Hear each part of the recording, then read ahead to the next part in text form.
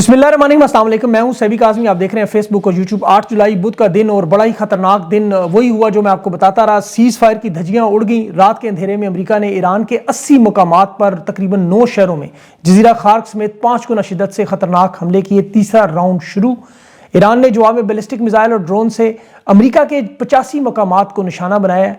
अमेरिकी फौजी भी एक हलाक हुआ, उसके भी दावे हैं। बहरीन कुवैत में तबाही है और इस वक्त ईरान की लीडरशिप इराक में मौजूद है जहां शदीद खतरात हैं। सदर, वज़ीर ख़ारजा समेत तमाम लोगों को कोई भी बड़ा हमला हो सकता है और डोनाल्ड ट्रंप की भी जान खतरे में। ईरान ने भी अपने मिसाइलों का रुख तुर्की की तरफ कर दिया है। पहली दफ़ा जहां ट्रंप मौजूद है, ईरानी फौज भी अरब ममालिक की तरफ पेशकदमी कर रही है और वाइट हाउस ने डोनाल्ड ट्रंप पर अपने मुआहदे से तमाम इनकार करते हुए पाबंदियां बहाल कर दी, नोटिफिकेशन वापस ले लिए, मुज़ाकरात ख़त्म। एक बार फिर तेल की कीमतों में बड़ा इजाफा और 11 साल बाद यमन की फ़ज़ाई हदूद तोड़ते हुए ईरानी जहाज़ भी यमन में दाखिल और सऊदी अरब के जंगी तैयारों की हमलों की धमकियां। एयरपोर्ट पर क्या हुआ, क्यों गए? सुप्रीम लीडर आयतुल्लाह खamenei का जस्ते खाकी जनाजा पर ऐन हमला हुआ जब वो इराक में शायान शान इस्तकबाल में थे, अवामी हजूम में। और अली खamenei के जनाजे को शेर खुदा हज़रत अली के दरबार में भी हाज़िरी के लाया गया। और डोनाल्ड ट्रंप ने नेटो में ऐसी क्या वारदात की? और नेतन्याहू भी इलेक्शन हारने की शिकस्त में इस वक्त चढ़ाई कर रहा है। अरब ममालिक की तरफ से भी मामलात बड़ी तेज़ी से ख़राब हो रहे हैं। अरब अमारात ने $70 अरब की सरमायाकारी की पेशकश की लेकिन ठुकरा दी गई। वजह क्या बनी? और पाकिस्तान के हालात में भी एक तरफ 28वीं तरमीम पंजाब के टुकड़े मरियम नवाज को तब्दील करना है और नया नाम वज़ीर आला का किसका आ रहा है ये भी आपको बताता हूँ। और अडयाला में बुशरा बीबी की फैमिली की मुलाकात और अलीमा खान ने तहरीक इंसाफ को कारकुनों को अब अडयाला जेल आने से मुकम्मल क्यों रोका है, ये मामलात किस तरह है, स्ट्रीट मूवमेंट का आगाज़ भी। और लेकिन सबसे पहले तफसील से बात करूं तो 2 दिन से जो लोग चैनल से जुड़े हैं, आपसे दरख्वास्त है जुड़े रहें ताकि मामलात आपके सामने आते रहें। सुप्रीम लीडर के जनाजे में मैंने आपको कहा था जो ही ईरान से निकलेंगे हमला होगा, वही हुआ। इराक जस्ते खाकी पहुंचने की देर थी। ईरान अमेरिका की जंग शिद्दत से शुरू होगी और ये 5 गुना शिद्दत से हमले हुए रात को। और ये मैंने आपको 2 दिन पहले तफसील से बताया था कि ये हमले होंगे क्योंकि नेटो में जो कॉन्फ्रेंस हो रही है उसमें ये फैसला हुआ है। और आगे चल के वही बताता हूँ कि 26 जून की जंग बंदी के बाद ये सबसे बड़े खतरनाक हमले थे। 80 अहदाफ तकरीबन 9 शहरों पर 9 मकामात पर हुए और इसमें 5 गुना शिद्दत की वजह क्या है? जो 4 मकामात खुद अमेरिका ने कंफर्म किए, लेकिन बाकी जो अहवाज में, मशहर में, बुशैर में, खरमोज में, सबसे बढ़कर जजीरा खार्क पर 17 अप्रैल के बाद जो निशाना बनाया गया जहां ईरान की 90% तेल की तनसीबात वाला जजीरा है। और ये कार्रवाइयाँ ऐन उस वक्त हुई जब जनाजे की ताज़ियती तकरीबात जारी थी और आयतुल्लाह खamenei का जो आपको पता है जस्ते खाकी इराक पहुंचा था, ऐन उस वक्त अमेरिका ने हमला किया। फिर कुवैत और इराक के अड्डों पर, बहरीन के अड्डों पर भी हमले हुए। ट्रंप ने चूंकि नेटो के इजलास में मंजूरी दी जहां इसका वज़ीर दिफा, वज़ीर ख़ारजा, वज़ीर ख़जाना और आला फौजी क़यादत मौजूद थी, वहाँ मुशावरत हुई कि ये 3 बहरी जहाज़ों को जो ईरान ने निशाना बनाया, जिसमें कतर का LNG बरदार जहाज़ था और कतर सालसी कर रहा है। फिर ईरान के फ़ज़ाई दिफाई निज़ाम, साहिली रडार, इनके anti ship missile तनसीबात, drone launching के मराकज़ और तमाम बंदरगाहों को निशाना बनाया गया। 3 सूबों में सरीक, कुशम और बंदर अब्बास, यहाँ तीनों पर बड़ा शिद्दत से हमला। और पासदाराने इनकलाब की जो 60 छोटी कश्तियाँ हैं जिनसे ईरान ने पूरे आबनाए हरमज़ में बहरी आमदोरफ्त पर कंट्रोल भी किया, उन पर भी हमला हुआ। फिर ईरान ने उसका जवाब दिया कुवैत में अबुल सालम एयरबेस पर, बहरीन के शेख ईसा एयरबेस पर। और इसके बाद फिर 85 अहदाफ अमेरिका के भी, जिनमें इनके फ़ज़ाई अड्डे, फ़ौजी कैंप, रडार स्टेशन, फ़ज़ाई दिफाई निज़ाम जो है, गोला बारूद के मराकज़ हैं, कमांड कंट्रोल सेंटर हैं, लॉजिस्टिक सप्लाई है, वहाँ ईरान ने बड़ी शिद्दत से जवाबी बैलिस्टिक मिसाइल मारे जिनकी बाकायदा वीडियोज़ मंजर आम पर आ चुकी हैं। और बहरीन में इस वक्त मुकम्मल जो है वो सायरन बजाए जा रहे थे। कुवैत में इमरजेंसी के हालात थे और ये कुवैत की जो बंदरगाह है वहाँ भी ईरान के पहली दफ़ा आज हमले हुए। दोनों दारुल हुकूमत में सड़कों पर, कुवैत और बहरीन में अगर आप देखें तो ईरानी मिसाइल के टुकड़े जो है वो आपको बिखरे नज़र आते हैं। 5th फ्लीट के हेडक्वार्टर पर और सलमान बंदरगाह जो है यहाँ अमेरिका के MQ-9 रैप्टर पर हमला हुआ। F-15 जहाज़ भी हैं यहाँ। और फिर सऊदी अरब और बहरीन की फ़ज़ाई हदूद में भी जंगी तैयारे, उनकी सरगर्मियाँ नज़र आ रही थी। कल मैंने आपको कतर के अल हदीद एयरबेस पर 24 ईंधन तैयारों की खबर दी थी, आपको याद होगा जो लोग जुड़े में। ये तैयारियाँ इसी मकसद के लिए थी जो आज उसका सबूत आपने देख लिया।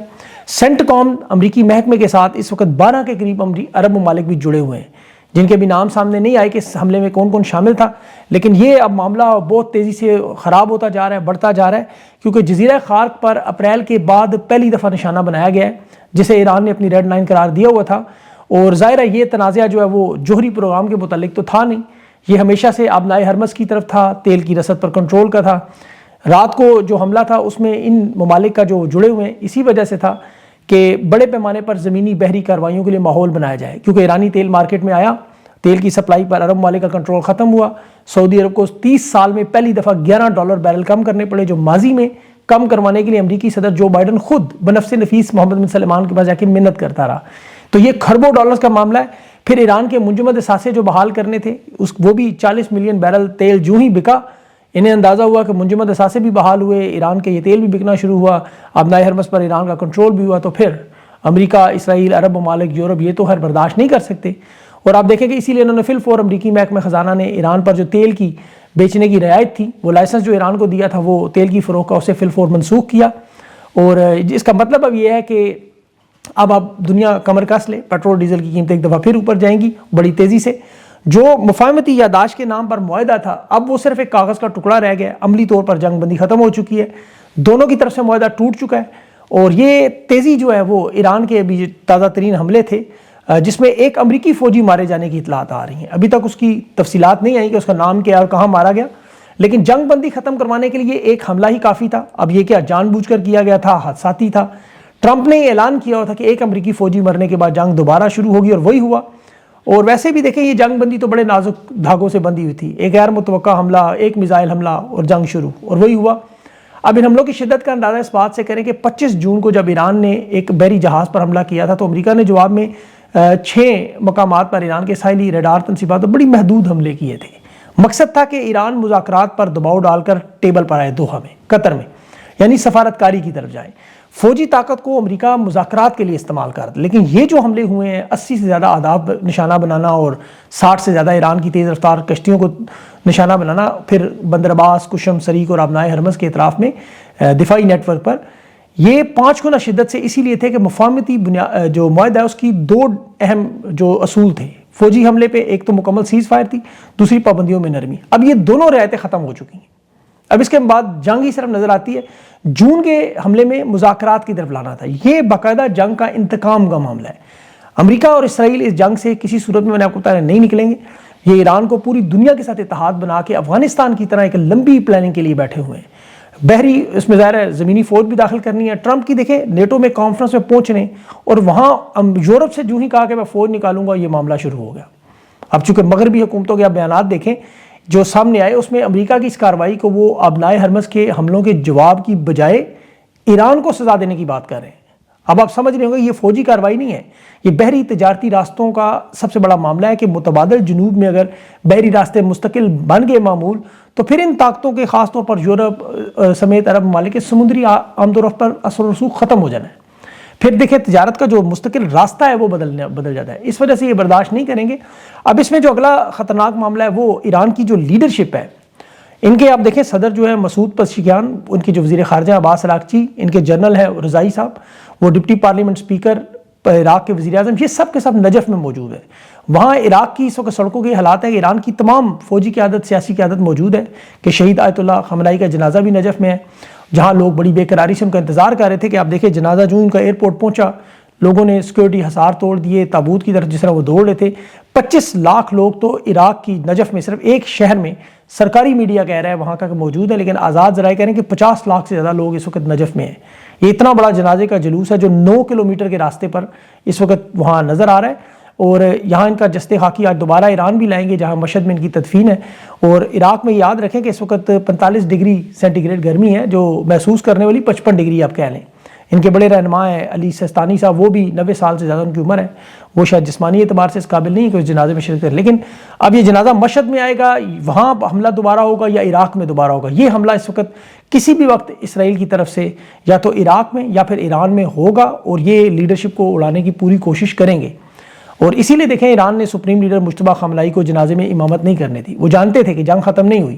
اب یہ جو اگلا معاملہ اس کے ساتھ جڑا ہوا وہ ظاہر ہے لبنان کا ہے، اور وہاں میں آپ کو پچھلے 3 دن سے یہ سچویشن بتا رہا تھا کہ انہوں نے مڈل ایسٹ کے حوالے سے ان تمام ممالک کو اکٹھا کرنا ہے۔ لبنان کی جو سرکاری فوج ہے، اسرائیل کی حامی ہے، انہیں استعمال کر کے، شام کو استعمال کر کے حزب اللہ کو غیر مسلح کرنا ہے، کیونکہ اگلے مرحلے میں ظاہر ہے 6 اطراف سے ایران اپنی پراکسیز نیٹ ورک کھولے گا، یمن، لبنان، فلسطین، عراق، شام سے، اب لبنانی صدر 21 جولائی کو امریکہ جا رہا ہے، جوزف اون، اور اسرائیل کا جو معاہدہ اس کے ساتھ ہے سرحدی معاملات کا، حزب اللہ کو غیر مسلح کرنے کا، یہ لائے عمل بنانا ہے، لیکن کس فوج کو وہ بلائیں گے یہ بڑا انٹرسٹنگ ہوگا۔ یہ آپ نے پوائنٹ اس پورے ویلاگ میں یاد رکھنا ہے کہ آج 11 سال بعد یمن میں بھی فضائی حدود جو ہے دیکھیں ایران نے آج توڑ دیا، وہ اس کا جو پابندیاں تھیں، اور یہاں براہ راست سعودی عرب کی حامی گروپ موجود ہے۔ یہ ذہن میں رکھیں کہ سعودی جنگی طیارے وہاں رن وے پر کھڑے ہیں، انہوں نے بمباری کی، ایرانی جہازوں کو دھمکیاں بھی دیں۔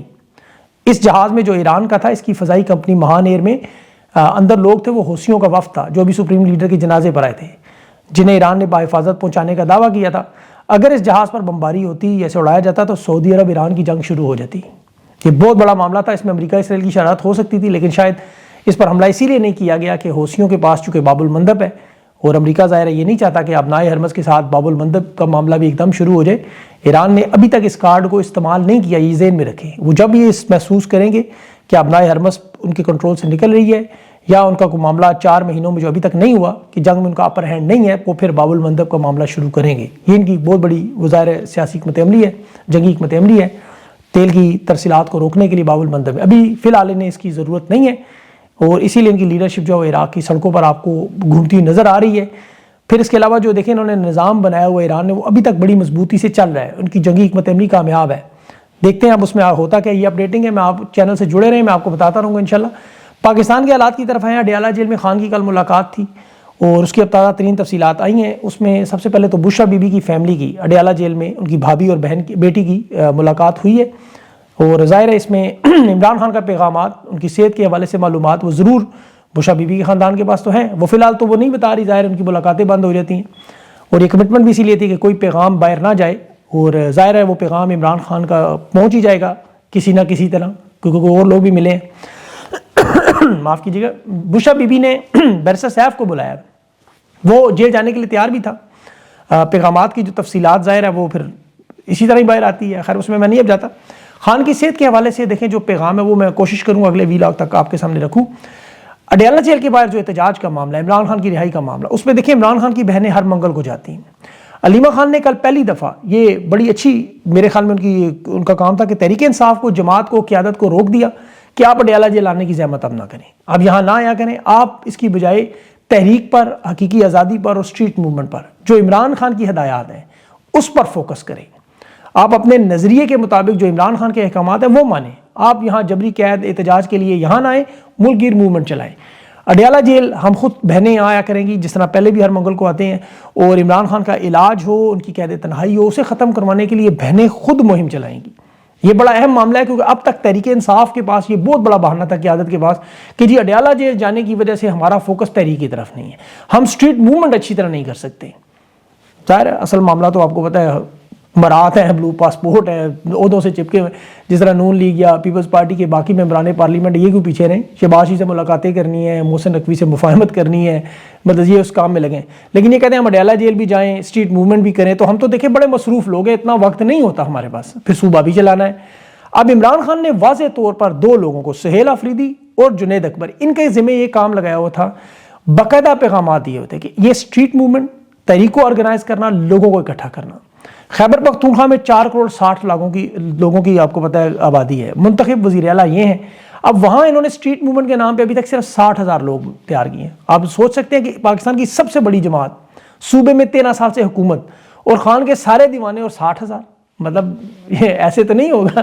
آزاد کشمیر کا معاملہ ان کے پاس ہے، بلوچستان کا معاملہ ان کے پاس ہے، معیشت کے حالات ان کے پاس ہیں، سب کچھ ان کے پاس ہے، تو یہ نہ ہو تو پھر تو ان کی 2 نمبریاں ہیں۔ اب خیبر پختونخوا میں اس وقت آل پارٹیز کانفرنس بھی ہو رہی ہے، بلوچستان اور آزاد کشمیر پہ ان کا بڑا لمبا سیشن بھی ہوا، اچھی بات ہے، وہ بھی بڑے اہم ترین ایشوز ہیں، اس پہ میں اگلے ویلاگ میں بات بھی کروں گا، لیکن ترجیحات ان کی، پہلا نقطہ خان کی قید تنہائی ختم کروانا، اور اپوزیشن کے پاس تو دیکھیں جو لوازمات کسی بھی اپوزیشن کو چاہیے، جو پاکستان کے حالات میں جس میں مہنگائی، بے روزگاری، امن و امان، معاشی جھٹکے، جس میں پاکستانی اس نہج پر ہوں کہ آپ جس سے پوچھیں، آپ یقین کریں کس سے پوچھ لیں، وہ کہتے ہیں اللہ ایک موقع دے، ہم فرانس، نیپال، بنگلہ دیش بنا دیں، مطلب لوگ انتظار کریں کوئی ایسا موقع ملے کہ چوروں، ڈاکوؤں، لٹیروں کو پرامن انداز میں ان کے سیاسی انجام تک پہنچائیں، جس طرح اللہ نے فرعون کو سمندر میں پہنچایا، نمرود کو مچھر سے پہنچایا، تو ان کو تو انجام تک پہنچانے کے لوگ بےقرار ہیں، کیونکہ انہوں نے عوام پر ظلم اتنا کیا، آپ اندازہ کریں۔ اب تحریک انصاف لیکن ایک ایسی قیادت ہے جن کے پاس پلیٹ فارم ہے، جن کے پاس لیڈرشپ ہے، جن کے پاس لوگ ہیں۔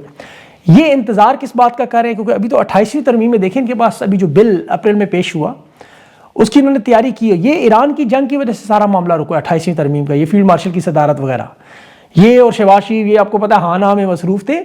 اور پھر اوپر سے علی ڈار کا جو معاملہ آیا جس پہ میڈیا نے ان کے صحافیوں نے نون لیگ کی قیادت پر وہ دباؤ ڈالا کہ یہ نواز شریف تھوڑی بہت 28ویں ترمیم اور صوبوں پر ہل جل کر رہا تھا. پیپلز پارٹی بھی تھوڑی بہت ناراض تھی جسے گلگت میں حکومت دے دی گئی, آزاد کشمیر میں بھی حکومت دے دی جائے گی, استحکام پارٹی کو بھی تھوڑا بہت بیچ میں, نون لیگ بیچ میں تھوڑا سا وقتہ ڈال رہی تھی, تھوڑی سی رکاوٹ کرنے. اس کی وجہ یہ تھی کہ پنجاب کے حصے ہونے ہیں, مریم نواز اور شریف خاندان کی طاقت ختم ہونی ہے. اب پنجاب میں اس وقت سپیکر جو ہے محمد علی خان ہے اسے وزیر اعلیٰ لگانے کی بھی تیاریاں ہیں. میرے پاس خبریں آئی ہیں یہ والی, ابھی میں اس کی کنفرمیشن کے لگا ہوں کہ انہیں عہدے سے استعفیٰ دلوا کے پنجاب اسمبلی کی اکثریت سے ووٹ دلوا کے وزیر اعلیٰ بنایا جائے. اب یہ پتہ نہیں پورے پنجاب کا مریم نواز کو ہٹا کے بنائیں گے یا ان حصوں کا جنہیں 28ویں ترمیم کا ٹکڑے کریں گے ان میں بنائیں گے. لیکن یہ معاملات نون لیگ کے اسٹیبلشمنٹ کے درمیان پھنسے ہوئے ہیں. پھنسے اس طرح ہیں, دیکھیں قیادت کے ان کے حالات بلا شبہ یہ ہے کہ ان کو تو اگر کوئی کرنل بھی کہے نا چھلانگ لگاؤ تو یہ نہیں پوچھتے کیوں, یا پوچھتے کتنی اونچی لگانی ہے. ہر جائز ناجائز کام کے لیے, کیونکہ یہ خود ایک ناجائز 17 سیٹوں کی جماعت پر اقتدار ہے. یہ تمام لوگ الیکشن ہارے ہوئے ہیں, ان سے جو کام کروانا ہو تیار ہے. پھر ان کے اپنے بھی آپ کو پتہ ہے حالات ہیں, یہ بوٹوں کے تسموں کے ساتھ بندھے ہوئے ہیں. 26ویں 27ویں ترمیم اسی طرح ہوئی, انہیں رضا ڈار والا کیس ہی کافی تھا ہر بات منوانے کے لیے, اور وہ اب مان چکے ہیں.